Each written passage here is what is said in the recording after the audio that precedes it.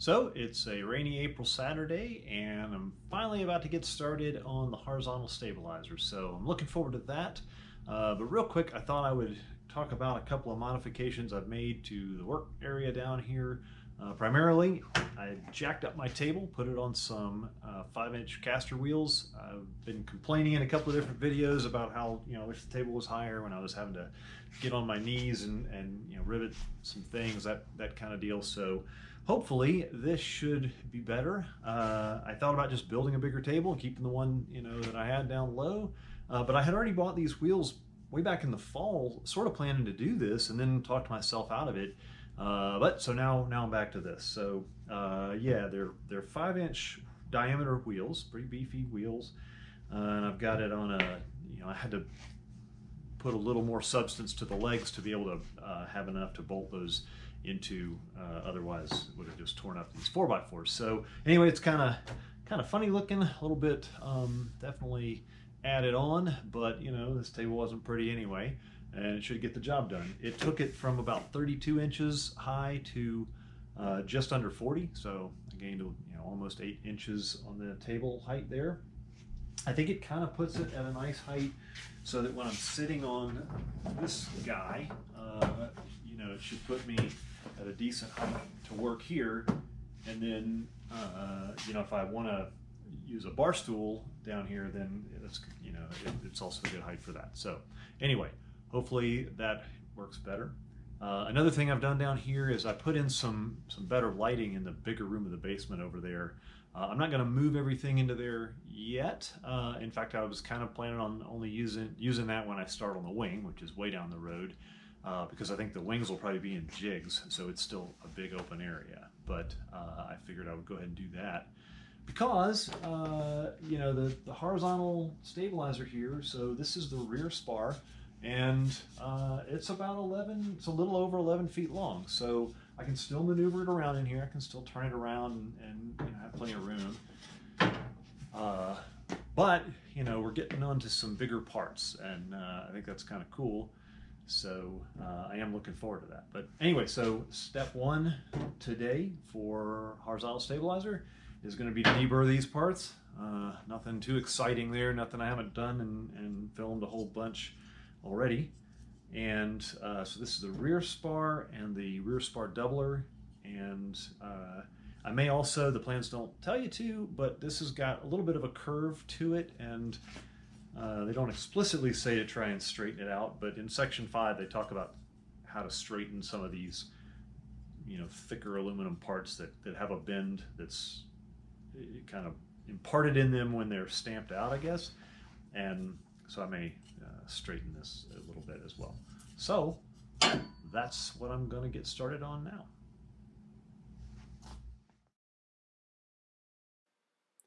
So first things first, peel off all the blue vinyl. I thought about leaving this on to see if I could do the deburring along the edge with it still on there, but decided that it would pretty quickly start gumming up the file and getting in the way. And so yeah, that's what I'm doing here, is just going after it with a file. You do need to use something like a file on these thicker parts, because it does have these little lumps. I kind of think of them as sprue marks, but they're left by the manufacturing process when the part is stamped out, and they're a good little bump, and you've got to file them off. So that's what I spend a lot of time here doing.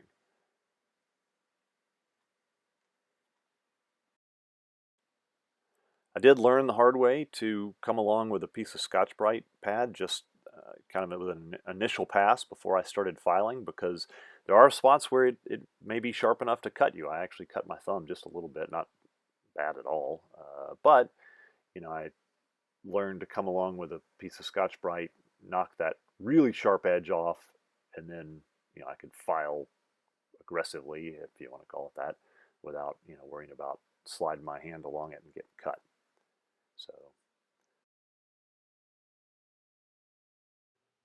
So about the only even remotely tricky part is this little concave section here. So what I did in there, oh, I ate lunch. Let's skip that.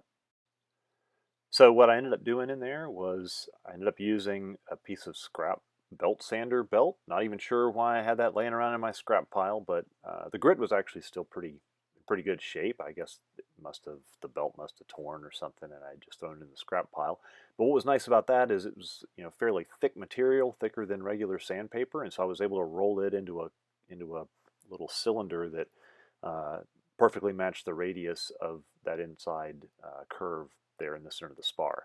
So I used that to, deburr, initially deburr, and then I would just also use it as a backer for finer and finer grits of sandpaper and emery cloth. And I think I went up to about 600 or 1,000, whatever I had, grit sandpaper, and then of course followed it up with Scotch-Brite pad. So now I'm deburring inside the lightning holes. For that I use a 1-inch 3M wheel on my drill and just go around inside of each one. I think there's one small hole toward the center on each side that 1-inch won't fit in there.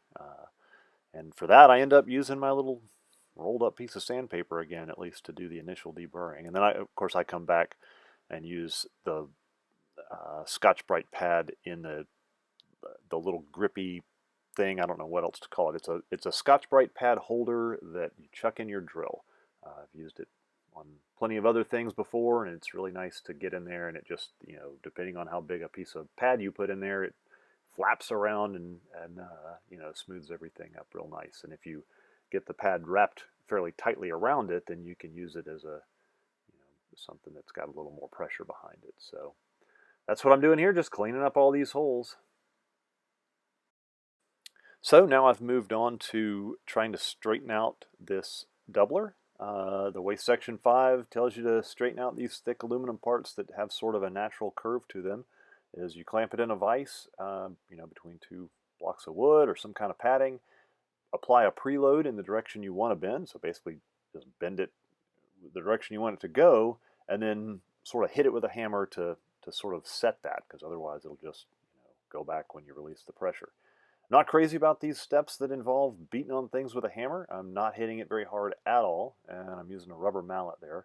And I really just figured I'd feel my way, along in this and see what I could do. The plans didn't specifically tell me to do this to this part, but there is sort of a general statement in Section 5. But it worked out fine, actually. You can see I'm, sort of making sure that each of the ends of the kind of the forked areas there are the same as each other, and I check it on the flat table to make sure it's pretty flat, and end up pretty happy with it. And now it's on to deburring the doubler. Again with a file. You can get into the forked areas, most of it with a file pretty easily, but I did use my rolled up belt sander belt to get into the radius areas, and that worked out just fine here as well. And then Scotch-Brite pad in the drill. Next step is to Cleco this guy to the spar web and then do some match drilling, some final drilling, some countersinking. Definitely the next few steps are steps where you want to pay real close attention to the drawings. There's holes that you're supposed to drill, holes that you're supposed to not drill, holes that you countersink, holes that you don't. So, again, I just got to pay real close attention to the drawing. So I'm going to get started with that. All right, so here I'm consulting the drawing and carefully marking and taping off the holes that I'm not supposed to drill. So there are, I think, 6 holes that the plans explicitly tell you do not drill or rivet these holes. I haven't looked ahead in the plans yet to see what those are for, but and then right here I'm using the drill press because there are 4 holes that you truly match drill. They exist in the spar web, but they do not exist in the doubler at all. So you've got to, use the spar web as a guide and drill those holes through the doubler. And the doubler is pretty thick, and you want to keep the drill bit perpendicular to the material. So that's why I chose to use the drill press there. The rest of the holes are final drilled. These are all number 30 drill. So there's about 30 some odd holes that are common between the spar web and the doubler that you go ahead and final drill through. So that's what I'm doing here. So here I'm setting up my countersink cutting cage for a 1/8 flush head rivet. There are 4 holes that take a 1/8 flush rivet because they go behind the bracket that holds the bearing that the elevator control horns are going to rotate on. So I'm getting my countersink cage set up the right depth right here on a piece of scrap. So you'll notice I've switched to my electric drill when I make the actual countersink cuts in the spar web. When I was setting up the cutter and you're taking away just a little bit of material at a time, the air drill works fine. But then when you go to do the real thing, it doesn't have enough torque at low RPM, and you need to turn the countersink cutter at a pretty low RPM. And with the air drill, the cutter bites and just stops. And so the electric drill is better for that. So now I move on to working on the elevator hinge brackets. There are 8 of them. For 4 hinges, and I immediately realized that the powder coating on the steel hinge brackets is just thick enough that I can't fit the cleco through the 1/8 cleco through the hole. And so what I did a second ago there was I took a drill bit that was smaller than the number 30 that I'm going to need to match drill these with, and just cleaned out the holes of powder coating real quick. And so now I can go ahead and cleco those on and match drill the holes.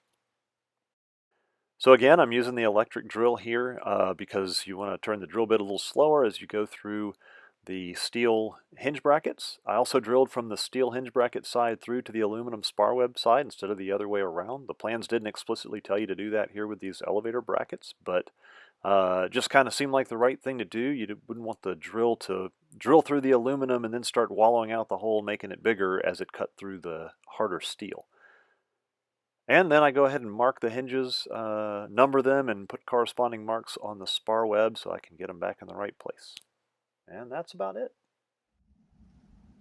All right, so that's it for steps 1 through 3 on the first page of the horizontal stabilizer. So got a lot of deburring done today.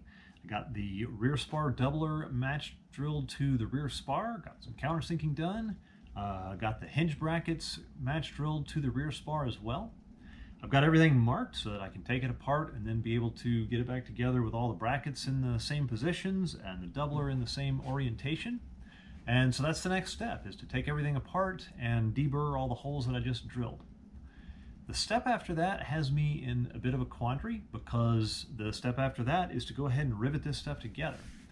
And that's a bit different than the way the vertical stabilizer and rudder were done. With those parts, you did a lot more of the prep work. In fact, you did all the prep work on the structure and the skin before you riveted anything together, which meant that you could prime all the parts in one batch and then start that final assembly where you're riveting everything together. With this, if I go ahead and rivet this together, if I want to prime between these 2 parts and between the spar web and the hinge brackets, I'll need to do that now. And I can go ahead and mix up a batch of primer and do that, but what really bothers me is I've got a lot more work to do that involves this spar, and specifically, I'm pretty sure that I'll be countersinking all these holes in the spar flange where the skin dimples are going to rivet in. And so if I go ahead and prime it now, and then I countersink those holes, I'll be removing prime material and exposing raw aluminum, in the countersinks, and I don't really want to do that. So I don't know if people come back and prime a second time. I suppose I could do that. What I'll probably do is look ahead in the plans and at least see what additional steps I can do that don't involve these pieces, that I can skip ahead, not rivet this yet, go work on some other stuff, the front spar, for example, and then at least prime more than just this in one batch. That still doesn't solve the problem of, do I prime it again after I've countersunk, or what? But I'll figure that out. So anyway, I'm going to end this one here. So yeah, that's it.